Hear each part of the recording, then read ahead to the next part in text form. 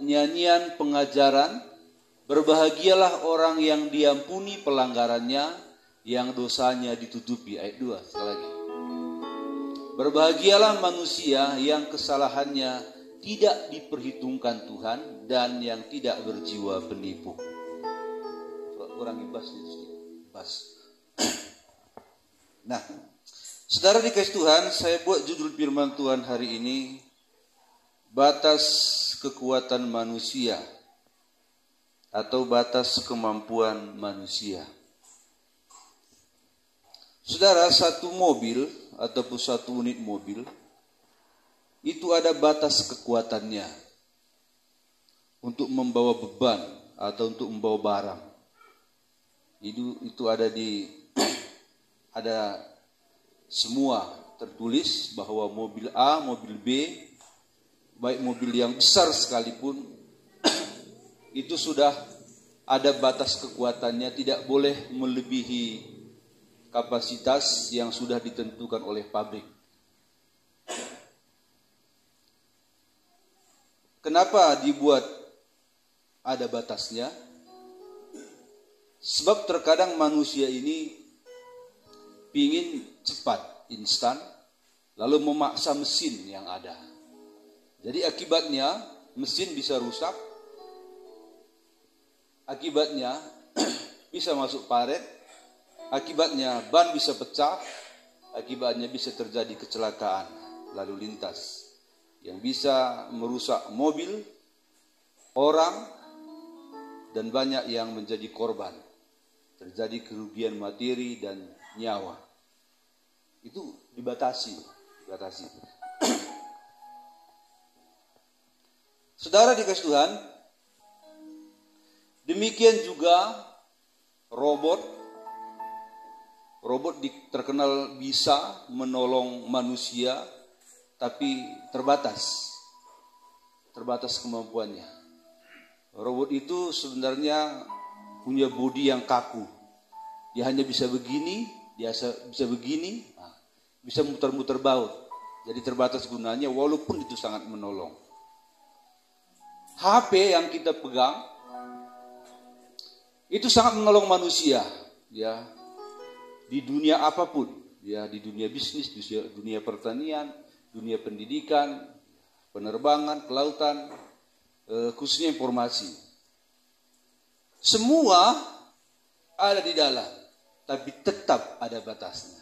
Dia hanya bisa menunjuk arah, menunjuk jarum, menolong manusia. Sebatas itu saja. Demikian juga pesawat terbang. Ada batasnya. Besarnya, terbangnya berapa jam, kapasitas muat di dalam, ada batasnya. Begitu juga kapal laut. Walaupun besar, ada kapal besar yang sangat besar, saudara. Kapal besiar yang ada 2 hektar itu ya, di atas. Ada pesawat bisa mendarat di atas. Itu juga terbatas. Tadi saya buat judul firman Tuhan ini, batas kekuatan manusia.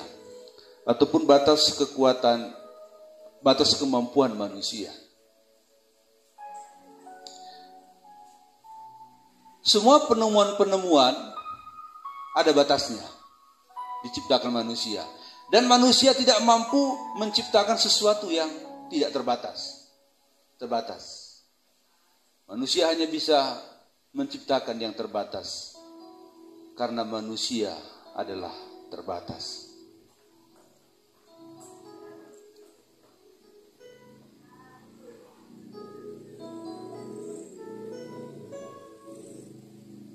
Jadi saudara dikasih Tuhan,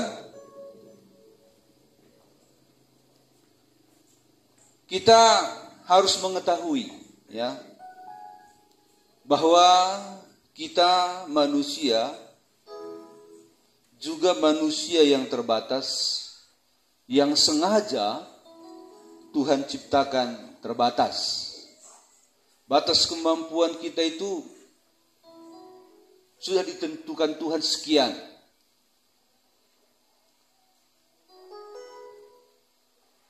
Umur manusia itu sudah Tuhan tentukan sekian. Sekian tahun sudah bisa pulang ke rumah Bapa yang kekal. Kalau beruntung. Kalau terbukti ibadahnya kepada Tuhan Yesus itu nilainya baik. Memang kita semua orang yang beribadah kepada Tuhan. Tapi tidak semua yang beribadah itu akan menerima hidup yang kekal. Jadi manusia dibatasi. Otak manusia ini pun ada kita bilang otaknya jenius, otaknya otak nuklir. Cepat nangkap pelajaran. Tapi tetap saja terbatas. Tetap saja terbatas. Ada kita lihat orang main musik pintar sekali ya, main keyboard, gitar, penyanyi, pencipta lagu, ya multi talenta. Bukan cuma satu talenta yang dia bisa, tapi banyak talenta dia bisa.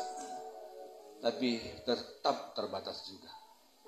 Kalaupun dia sangat hebat, umur yang membatasi dia berkarya, bekerja. Dan dia hanya bisa nyanyi di satu tempat dalam sekali nyanyi. Kecuali kalau dimasukkan ke Facebook, itu sudah bayangannya, ya, fotokopinya yang nyanyi, bukan aslinya. Saudara, Tuhan memang sengaja ciptakan manusia itu terbatas. Terbatas. Berapapun harta Anda, nilainya, berapapun ladang Anda lebarnya, berapapun mobil Anda, berapapun deposito saudara di bank, ya, terbatas. Coba, kenapa enggak terbatas? Adakah 10M? Lebih. 20M? Enggak lebih. Berarti terbatas. Cantiknya manusia pun terbatas. Ya, terbatas. Kalau sudah umur 40 tahun saudara, 41, 42 itu sudah luntur. Luntur rupa Anda, luntur cantik Anda, luntur ganteng Anda. Kenapa? Luntur? Karena Tuhan sudah batasi bahwa hidup di dunia ini sambung menyambung. Setelah datang yang cantik, luntur. Datang lagi yang cantik, luntur. Datang lagi yang cantik, luntur. Yang luntur itu mati. Mati.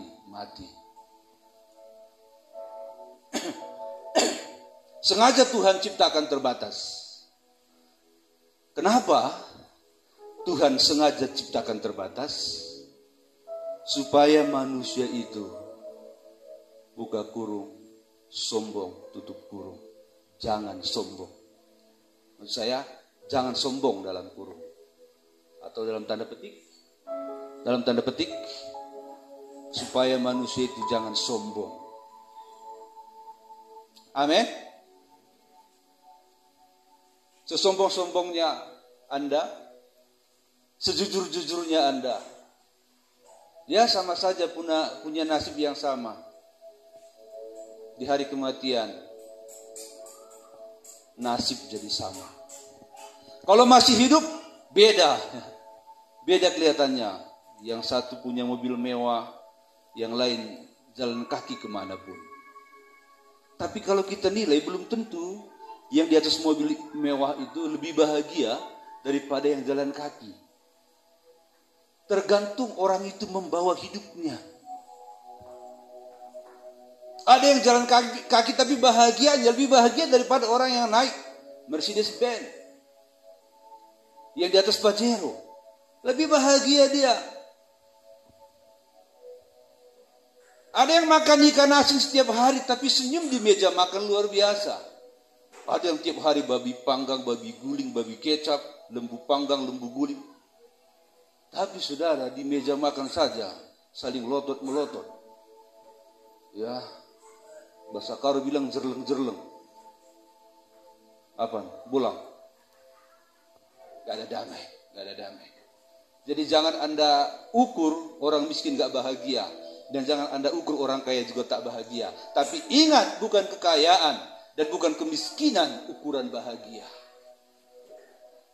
Tapi ukuran bahagia adalah kalau kita bisa membawa diri dengan santai dan memiliki Kristus di dalam hati. Amin. Nah, saudara, semua Tuhan batasi hidup ini ya. Laut saja, laut yang begitu luas, itu ada batasnya. Kita memang nggak bisa lihat semua batas laut. Tapi Tuhan bisa. Langit aja ada batasnya, kita nggak bisa lihat, tapi Tuhan bisa lihat. Ada batasnya langit. Bumi ini pun ada batasnya dan ada limitnya bahwa satu hari bumi ini akan lenyap juga.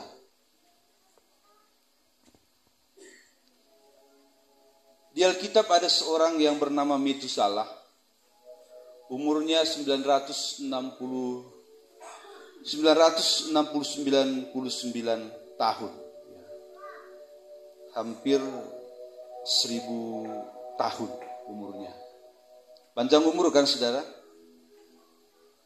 Panjang umur. Sepanjang-panjangnya umur Metusalah mati juga. Mati juga. Jadi enggak ada. Pernah saudara lihat manusia enggak mati-mati? Enggak. Itulah pertanda bahwa manusia itu telah dibatasi hidupnya dan harus diganti dengan anaknya, dengan cucunya. Bergantian hidup ini. Firman Tuhan berkata 70-80 tahun itu masa tua yang sudah bisa mempersiapkan diri untuk dipanggil oleh Tuhan, mati. Firman Tuhan berkata 70-80 tahun atau lebih, itu masa-masa seorang sudah harus siap bahwa dia sudah ada di ujung usianya. Jadi saudara, kenapa Tuhan ciptakan manusia terbatas? Supaya manusia itu tidak sombong dan supaya manusia itu mencari seseorang yang tidak terbatas. Siapakah orang yang tidak terbatas itu? Saya sebutkan saja namanya, Tuhan Yesus. Anda perlu Yesus? Anda perlu Yesus? Katakan amin. Sudahkah engkau miliki? Itu pertanyaan ya, pertanyaan. Ada yang berkata, aku sudah memiliki Yesus. Ada yang berkata, belum. Tapi kalau saya tanya di sini, sudahkah kalian memiliki Yesus? Pasti kita bilang semua sudah.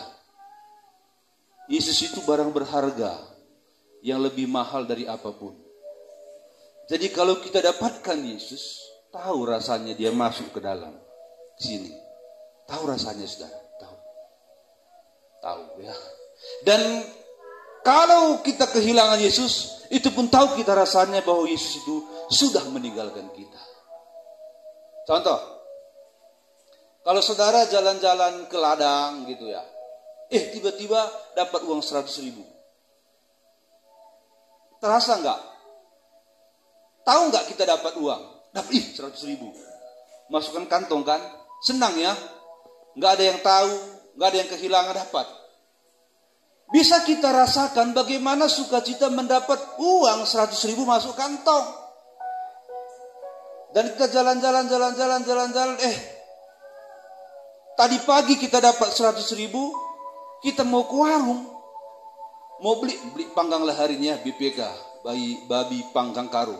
Waktu kita mau ke babi panggang, aku tarik dah dulu uang yang kukantongkan tadi, yang aku dapat tadi. Kita tarik, jatuh. Terasa enggak? Jatuh, aduh sial. Jatuh. Jadi terasa kita dapat dan hilang. Yang menjadi pertanyaan, jangan dulu hilang. Sudahkah Anda mendapatkan Yesus? Terasakah sampai ke hati atau nggak ada rasanya?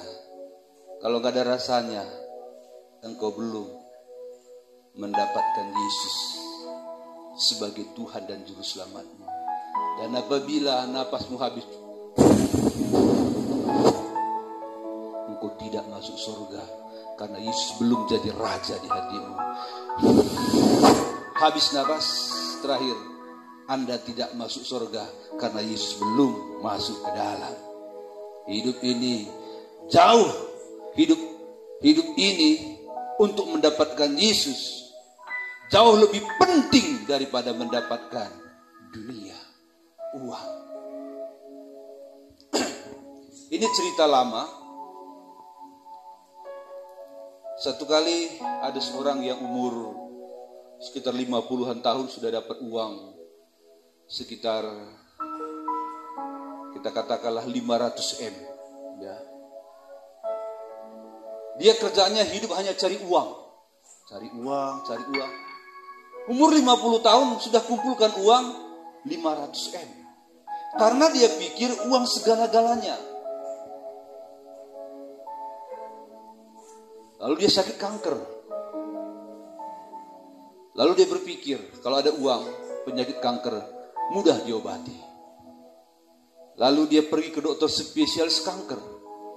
Dia bawa uang 1 koper. Dia jumpai dokter itu, dokter tolong sembuhkan uang saya. Tolong sembuhkan penyakit kanker saya, ini uangnya. Dia jatuhkan di atas meja. Bab.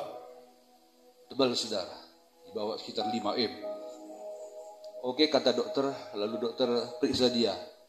Lalu dokter berkata, Pak, penyakit kanker Bapak sudah stadium 4 akhir. Jadi gak ada lagi obatnya di seluruh dunia kecuali mujizat. Dia gak tahu itu mujizat karena dia mencari uang. Jadi saya akan mati. Iya, paling lama 2 bulan lagi. Lalu dia ambil uang. Lalu dia menangis. Ambil uangnya yang 1 koper itu. Dia pergi ke dekat jendela di lantai 31 di kotanya. Dia berkata, dihamburkan uang. Jatuh semua uang. Untuk apa uang kalau uang tidak bisa menolong? Maka semua orang yang di bawah, semua berlomba-lomba mendapatkan uangnya. Hore, hore, hore, hore, hore, hore. Bukan uang segalanya. Amin. Uang memang perlu. Tapi bukan itu segalanya. Orang yang mencari uang terus, tanpa pernah memikirkan Tuhan, dia akan lenyap oleh karena uangnya. Dan uang tidak bisa menyelamatkan dia. Baik di dunia ini dan juga di dunia akhirat. Kehidupan kekal. Sekali lagi saudara. Kenapa semua Tuhan ciptakan terbatas? Ya, kan sudah saya katakan tadi semua terbatas. Kenapa semua Tuhan ciptakan terbatas guna, terbatas waktu, terbatas limit. Khususnya kepada manusia. Supaya manusia memberikan segala pujian, hormat bagi Tuhan. Segala pujian, syukur bagimu. Kau hadir dalam hidupku. Kini ku datang sujud di hadapanmu, memujimu, menyembahmu. Yesus, ku menyembah. Supaya nyanyian ini bisa terrealisasi dalam hidup manusia. Dan manusia itu mengatakan segala pujian, syukur bagimu. Kau hadir dalam hidupku. Kini ku datang sujud di hadapanmu, memujimu, menyembah. Yesus, ku menyembah. Di tengah-tengah perjalanan kita hidup di dunia ini, carilah uang sebanyak-banyaknya. belilah ladang selebar-lebarnya. Jadilah orang sekaya-kayanya. Di tengah-tengah Anda mencari uang, cari makan, jangan lupa juga mencari Tuhan. Amin. Saudara dikasih Tuhan, hidup ini sering saya katakan di sini. Hidup ini saudara mati dan sambung kembali. Ngerti ya maksud saya? Hidup di dunia ini 70-80. Setelah mati, kita nyambung lagi ke hidup yang kekal. Yang menjadi pertanyaan, saudara mau sambung kemana? Bukan ke kuburan ya saudara. Kita manusia ini punya tondi ataupun tendi kalau bahasa Karo. Kalau bahasa Indonesianya roh. Kalau roh Anda diambil, Anda mati. Jadi roh itulah yang merasakan dalam tubuh ini, sakit atau tidak. Kalau tondi kita diambil, kita mati. Jadi kita mau sambung kemana hidup kekal kita? Ada dua. Satu neraka, satu